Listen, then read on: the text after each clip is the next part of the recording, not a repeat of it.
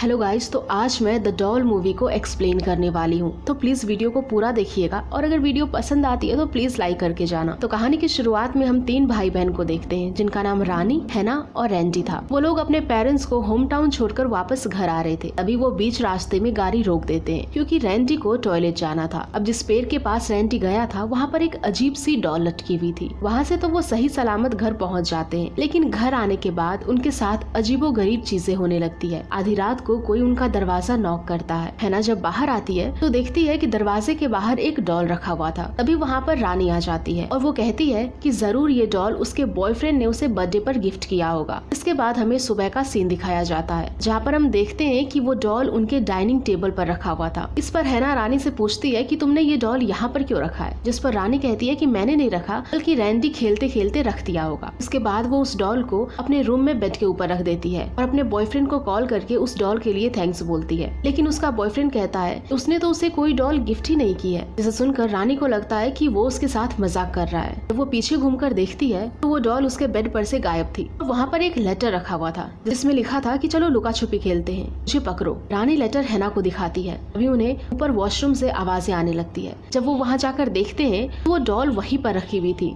सामने दीवार पर लिखा था तुमने मुझे पकड़ लिया। ये देखकर हैना अपने भाई से पूछती है क्या तुमने इस डॉल को यहाँ पर रखा है। इस पर वो कहता है कि नहीं, डॉल तो मैंने कल रास्ते में उस पेड़ पर देखा था, आपने इसे घर क्यों ले आया। इसके बाद वो इस डॉल को जाकर डस्टबिन में फेंक देती है। अभी अगली रात फिर से उनका दरवाजा कोई नॉक करता है। बाहर जाते हैं तो उन्हें फिर से वहाँ पर वही लेटर दिखता है। अभी वहाँ पर एक आदमी जा रहा था। आपने यहाँ पर किसी को इस लेटर को रखते हुए देखा है। इसका वो नाम में जवाब देता है। अभी उन्हें उनके भाई के चिल्लाने की आवाज आती है। जल्दी से अंदर जाकर देखती है तो किसी ने उसे बहुत बुरी तरह से इंजर्ड कर दिया था। इतना सब कुछ होने के बाद लैरिस और डैडी के पास जाते हैं सारी चीजों की कंप्लेन करने के लिए। ये सीन यहीं पर कट हो जाता है। गाइस, ये थी मूवी की इंट्रो। सीन शिफ्ट होता है डैनियल पर कि बस से ट्रेवल करते करते बस में ही सो जाता है। डैनियल का बचपन बहुत ही टफ रहा है कि उसे आज भी नाइटमेयर्स आते हैं। दरअसल डैनियल जब बहुत छोटा था उसके परिवार की फाइनेंशियल कंडीशन कुछ ठीक नहीं थी, यहाँ तक कि उन्हें सरवाइव करने में भी बहुत मुश्किल हो रही थी। उसकी माँ ऐसी जिंदगी नहीं जीना चाहती थी, जिस वजह से उसने डैनियल और उसके पिता दोनों को ही छोड़ दिया। अब डैनियल के भी हालात कुछ ऐसे ही थे। डैनियल घर आता है, उसकी वाइफ ने उसके लिए बहुत अच्छा खाना बना कर रखा था। वो अपनी वाइफ को बताता है कि उसे तो पता ही होगा कि वो एक कंस्ट्रक्शन साइट में काम करता है और उसे प्रमोशन मिल चुका है, उसकी सैलरी भी बढ़ चुकी है, जिस वजह से वो इस एरिया में एक नया घर भी लेंगे। साथ ही कंपनी उसे आने जाने के लिए एक गाड़ी भी दे रही है। अब ये सब सुनकर उसकी वाइफ बहुत ज्यादा खुश हो जाती है क्योंकि अब उसके बुरे दिन खत्म होने वाले थे। अब अगले सीन में हम देखते हैं कि वो लोग अपने नए घर में शिफ्ट हो जाते हैं। तभी वहाँ पर उनकी नेबर निकेन आती है। उसने अपने घर पर एक पार्टी रखा था जिसमें वो एन्या को भी इनवाइट करती है ताकि वो एन्या को उनके सोसाइटी के लोगों से मिलवा सके। और इधर हम डैनियल को देखते हैं जो कि अपने काम के लिए कंस्ट्रक्शन साइट पर पहुंच जाता है। अब हम देखते हैं कि डैनियल अपने कोवर्कर से कह रहा था कि तुमने अभी तक इस पेड़ को क्यों नहीं काटा, यहाँ पर शॉपिंग सेंटर बनने वाला है। जिस पर वो जवाब देते हैं कि हम में से किसी के भी पास इस पेड़ को काटने की हिम्मत नहीं है। इस पर डैनियल कहता है कि हमें तो परमिशन मिल चुकी है। जिस पर वो जवाब देते हैं कि बात परमिशन की नहीं है, बल्कि इस पेड़ के पीछे एक कहानी है। कुछ दिन पहले की बात है। यहाँ से बस थोड़ी ही दूर पर एक घर है जहाँ पर कुछ दिन पहले एक चोर ने पूरी फैमिली का मर्डर कर दिया था, साथ ही उस बच्ची का भी जो कि अपने डॉल के साथ इस पेड़ के नीचे खेला करती थी। उसी इंसिडेंट के बाद इस डॉल को इस पेड़ के ऊपर रखा गया है और उसकी आत्मा की शांति के लिए प्रार्थना भी की गई है। तब से ये पेड़ उस बच्ची के लिए घर जैसा है और अगर हमने इस पेड़ को काटा तो शायद उस बच्ची की आत्मा फिर से भटकने लगेगी और हमारे पीछे पड़ सकती है। अभी कुछ दिनों पहले की ही बात है जब एक लड़के ने इस पेड़ के नीचे आकर टॉयलेट कर दिया था तो उस बच्ची की आत्मा उसे फॉलो करते हुए उसके घर तक पहुंच गई और उन्हें परेशान करने लगी। इस पर डैनियल कहता है कि ठीक है, अगर तुम ये काम नहीं कर सकते तो मैं किसी और को हायर कर लूंगा। जिसके बाद वो ऐसा ही करता है और इस पेड़ को काट दिया जाता है। हालांकि वहाँ मौजूद सारे वर्कर्स डैनियल को समझाने की बहुत कोशिश करते हैं कि अगर उन्होंने इस पेड़ को काट दिया तो उस बच्ची की आत्मा फिर से भटकने लगेगी, लेकिन डैनियल किसी की भी बात नहीं सुनता। जब डैनियल वापस घर आता है तो हम देखते हैं कि उसकी गाड़ी में वही डॉल रखी हुई थी, लेकिन इस डॉल को डैनियल ने नहीं रखा था। एन्या एक डॉल मेकर थी और जब वो इस डॉल को देखती है तो ये डॉल उसे काफी पसंद आता है, जिसके बाद वो उसे अपने घर में रख लेती है और ये उसकी सबसे बड़ी गलती थी। अब रात होती है और हम देखते हैं कि उन्हें अपने घर में अजीबोगरीब आवाजें सुनाई देने लगती है। एन्या डैनियल को उठाती है और वो लोग चेक करते हैं, लेकिन उन्हें वहाँ कुछ भी नहीं दिखाई देता। अब सुबह होती है और डैनियल वापस से कंस्ट्रक्शन साइट पर चला जाता है। एनिया अपने नेबर निकेन और उसकी बेटी शीला से मिलती है। एनिया निकेन को कल रात की सारी इंसिडेंट भी बताती है। जब निकेन की नजर उस डॉल पर पड़ती है तो वो बहुत घबरा जाती है, क्योंकि उसे उस डॉल की सारी कहानी पहले से ही पता थी। अब वो सारी चीजें एनिया को भी बताती है और कहती है कि जितनी जल्दी हो सके तुम इस डॉल को अपने घर से बाहर निकाल दो। तभी उसकी बेटी वहाँ पर आ जाती है और एनिया से उस डॉल को मांगने लगती है। वो कहती है कि उसकी फ्रेंड इस डॉल से खेलना चाहती है, लेकिन अजीब बात तो ये थी कि उसकी फ्रेंड दूर दूर तक कहीं नहीं दिखाई दे रही थी।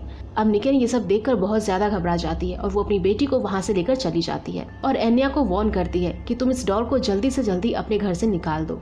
अब इसके बाद हमें रात का सीन दिखाया जाता है, जहाँ पर हम देखते हैं एनिया के डोर को कोई नॉक करता है। जब वो बाहर आती है तो उसे दरवाजे पर वही लेटर मिलता है जिसमें लिखा था कि चलो लुका छुपी खेलते हैं, तो मुझे पकड़ो। और वहीं सामने एना को शीला दिखती है। उसे लगता है कि जरूर ये काम शीला का होगा, जिसके बाद वो अंदर चली जाती है। सुबह डैनियल के जाने के बाद फिर से कोई एनिया का दरवाजा नॉक करता है। जब वो बाहर आती है तो फिर से उसे वही लेटर मिलता है। वो अपने आसपास देखती है, लेकिन उसे कोई नजर नहीं आता। इसके बाद वो निकेन को कॉल करती है और वो कॉल निकेन की बेटी शीला पिक करती है। अब एनिया उसे पूछती है कि क्या तुमने मेरे घर के सामने इस लेटर को रखा है, जिसका वो ना में जवाब देती है और कहती है कि ये उसकी फ्रेंड ने रखा है। अब इसके बाद फिर से हमें रात का सीन दिखाया जाता है, जहाँ पर हम देखते हैं कि बहुत तेज बारिश हो रही थी और एनिया अपने किचन में सूप बना रही थी। तभी फिर से कोई उसका दरवाजा नॉक करता है। जब वो बाहर जाकर देखती है तो कोई बच्ची रेनकोट पहने उसके घर के बाहर खड़ी थी। अब यहाँ पर हम उसका चेहरा नहीं देख पाते। बच्ची एनिया से कहती है कि मुझे भूख लगी है, जिस पर एनिया उसे अपने घर के अंदर लेकर आती है और उसे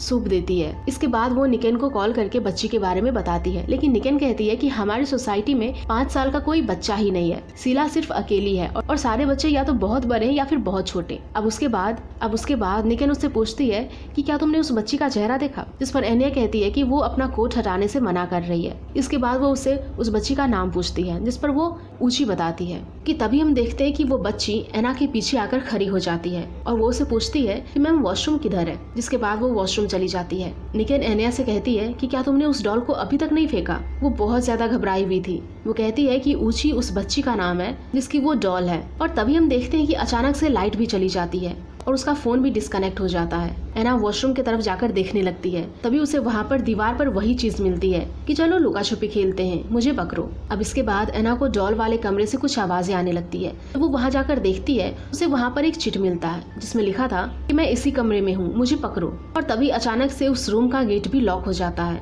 और हम देखते हैं कि एना के पास उस बच्ची की आत्मा खड़ी थी और वो एना पर अटैक कर देती है, जिसकी आवाज सुनकर निकेन जल्दी से उसके घर आती है और वो किसी तरह एना के दरवाजे को तोड़कर अंदर आती है। इसके बाद हम देखते हैं कि वो लोग उसी समय उस डॉल को वापस उस पेड़ के नीचे रखने चले जाते हैं, लेकिन वहाँ जाकर वो देखते हैं कि वो पेड़ कटा हुआ था, जिस वजह से वो उस डॉल को वही मिट्टी में दफना देते हैं। इसके बाद वो लोग वापस घर आ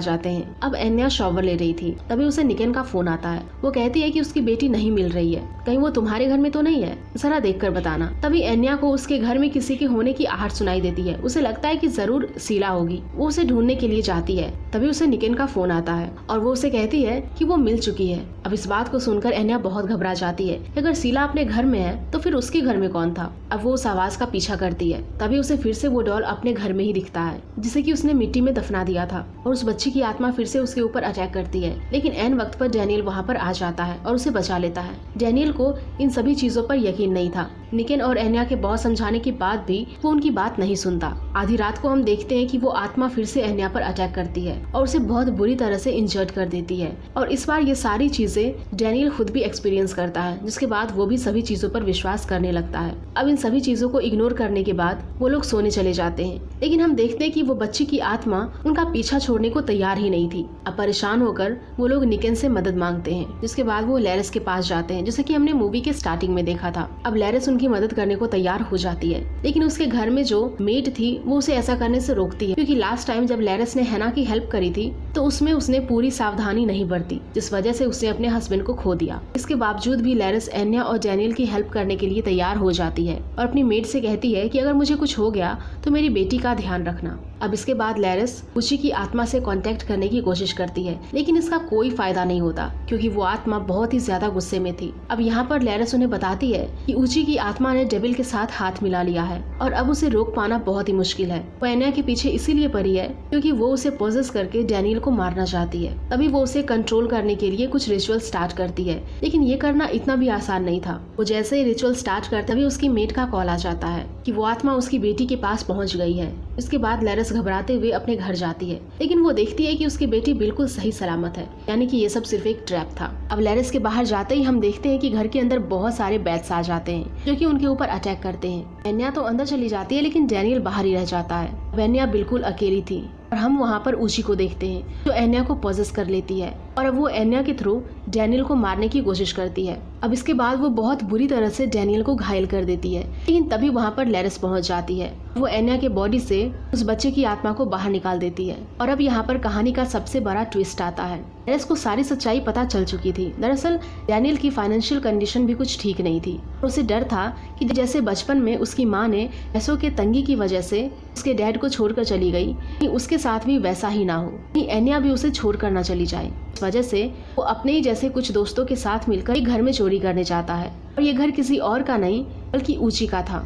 जब वो पैसे लेकर वापस आ रहा था तभी ऊची के डैड उसके ऊपर अटैक कर देते हैं और इसी हाथापाई में डैनियल का दोस्त पूरे फैमिली को शूट कर देता है और वो खुद भी वहाँ पर मर जाता है। जिसके बाद डैनियल सारे पैसे लेकर वहाँ से भाग जाता है, यानी कि उन सबके मौत का जिम्मेदार कहीं न कहीं डैनियल भी था, जिस वजह से ऊची की आत्मा डैनियल के पीछे पड़ी थी और वो उसे बदला लेना चाहती थी। अब यहाँ पर एन्या को सारी बातें पता चल जाती है कि ये घर लोन से नहीं लिया गया है और न ही वो गाड़ी उसकी कंपनी से मिली है, बल्कि ये सब चोरी के पैसे के थे। अब लैरिस उन्हें बताती है कि अगर डैनियल अपनी गलती मानकर खुद को पुलिस को सरेंडर कर देता है तो शायद वो बच्ची उसे माफ कर दे और उसकी आत्मा को शांति मिल जाए। लेकिन हम देखते कि वो आत्मा डैनियल को पॉसेस करके घर के अंदर लॉक कर देती है, जिसके बाद डैनियल छत से कूदकर अपनी जान दे देता है और अब वो डॉल उस डॉल वाले रूम को अपना घर बना लेती है, क्योंकि डैनियल ने उसका पुराना घर यानी कि उस पेड़ को कटवा दिया था। जिसके बाद लैरिस उस डॉल को वहीं पर प्लेस करती है और उसकी आत्मा की शांति के लिए प्रार्थना भी करती है और वो लोग उस घर को छोड़कर चले जाते हैं। अब एन्या बिल्कुल अकेली थी, न उसके पास कोई परिवार था और न ही कोई दोस्त। इस वजह से लैरिस उसे अपने साथ रहने के लिए कहती है। हालांकि एन्या इस चीज के लिए तैयार नहीं थी, लेकिन लैरिस के बहुत कहने पर एन्या कुछ टाइम के लिए उसके साथ रहने के लिए तैयार हो जाती है और ये कहानी यहीं पर खत्म हो जाती है। तो अगर आप लोगों को ये कहानी पसंद आई होगी तो प्लीज वीडियो को लाइक कीजिएगा, शेयर कीजिएगा और ऐसे ही हॉरर मूवीज के लिए हमारे चैनल हॉरर टॉक्स को जरूर सब्सक्राइब कर लीजिएगा। Thank you.